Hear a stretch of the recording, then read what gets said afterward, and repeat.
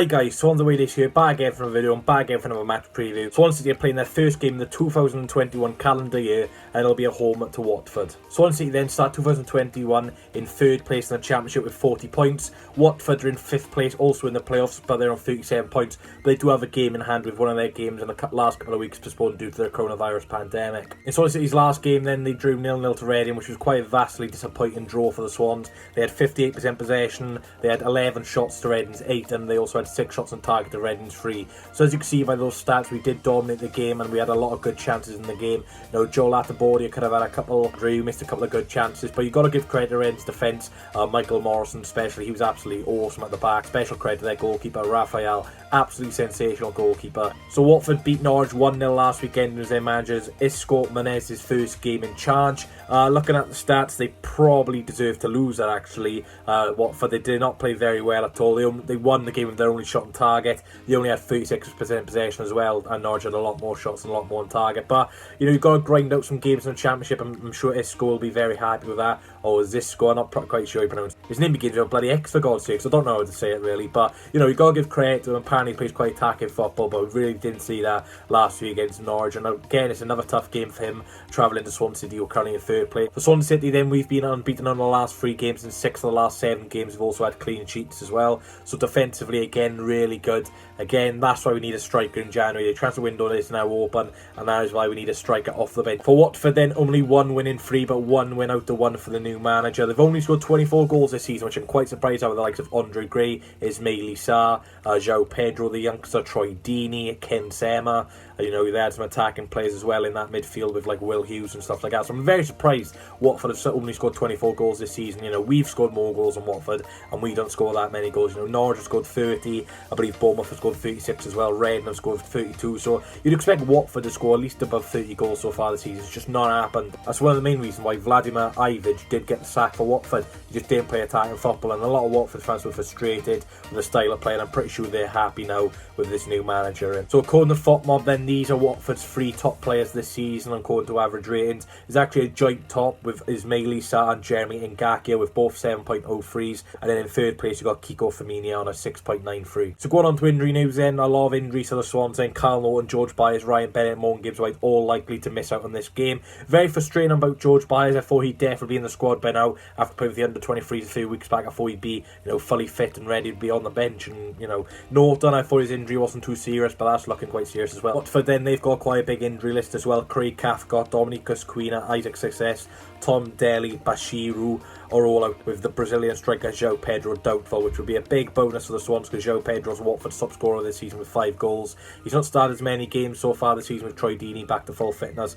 and Andre Gray back from injury, but João Pedro's a very good player, and you know, if 18, 19 years of age and he's their top scorer, it just shows the potential he has. So to have a Watford vlog on, first time in a while I've actually got an opposition fan on, so back to get opposition fans on. Thank you for Zanzo, or Sam as he's known, for coming on the channel. Make sure you go and subscribe to him. His channel will be down below. He's on the road to 1,000 subscribers, so make sure you go and subscribe to Zanzo, and thank you very much for coming on. Hello everyone, at Reese's channel, I'm Zanzo, the Watford vlogger, and Reese has told me to come on and give my thoughts on the Watford versus Swansea game.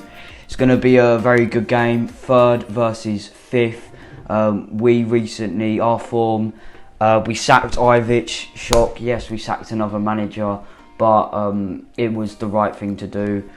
Yes, we were in the top 6, but it's more of like a predicted sack. Like if we had kept him, we would have just been going down and going down. Such negative football. We had recently lost to Huddersfield, drew to Brentford, which was a good result, but scraped a win against 10 men Birmingham, lost to Cardiff, drew to Nottingham Forest. We weren't going, I don't think we would have gone up. So we brought in, and he played negative football, 5-3-2, played Sarr in centre mid, didn't work. So we sacked him and brought in Xisco Munoz and beat the league leaders, who are about 6 points clear. We beat them 1-0, which is a massive result. Now we've got Swansea away. It's going to be tough. You know, yes, they did lose 2-0 to Derby, but they've beaten QPR, beaten Barnsley and beaten Cardiff, 3 teams who we struggle to beat. So I'm gonna go with, it's away, so it's gonna be difficult. I'm gonna go with 2-1 Watford. I reckon it'll be Deeney and Sarr, to get the goals. So yeah, good luck to Swansea, good luck for the rest of the season as well. Subscribe to Zanzo and subscribe to Reese. Thank you, Zanzo, for coming on, mate. Really do appreciate that clip. Like I said, guys, his link will be down below, so make sure you go and subscribe to it. Going on to score predictions, then you all let me down against Reading. There was 0 correct predictions. So, guys, up your game against Watford. Get your score predictions in, and if you do get it right, then you will be featured in the next match. In goals, Freddie Woodman. Another clean sheet for Freddie. For he had a very good game against Reading. You know, he didn't have to do too much, but the saves he did have to make were very crucial ones at the same time. Back 5 then, Connor Roberts, Joe Latabordia, Ben Cabango, Mark Wahe, Jake Bidwell. Obviously, I'm bringing in Joe Latabordia for Ryan Bennett. Obviously, he's injured, and I think Cal Norton's not fit as well. Obviously, when you've got your likes of, you know, Joe Latabordia, Ben Cabango, Mark Wahe, that's very young defence, isn't it? You know, Mark Wahe's only like 20, Cabango's only 20 as well, and Joe Latabordia's 20, I believe, as well. So it's a very, very young defence. I'm just hoping, you know, the experience they have gained from matches, it does show in this game with the likes of Troy Deeney and Andre Gray up front. So, you know, I'm a bit worried. In the midfield, then going to keep it the same. Matt Grimes, Jay Fulton, Corey Smith. Thought these three in midfield were absolutely excellent against Reading. I'd probably say it's our best midfield at the minute we can play. You know, when Casey Palmer came on, we lost the rhythm, and I'm not blaming Cooper for bringing on Palmer. It's an attacking change, but Palmer, you know, I wouldn't complain if he recalled him. He's only had like 1 or 2 good games in Swansea shirt. The Stoke game especially, he was excellent. But, you know, coming on against, when he started against Norwich, he's come on, he's just not looking really good.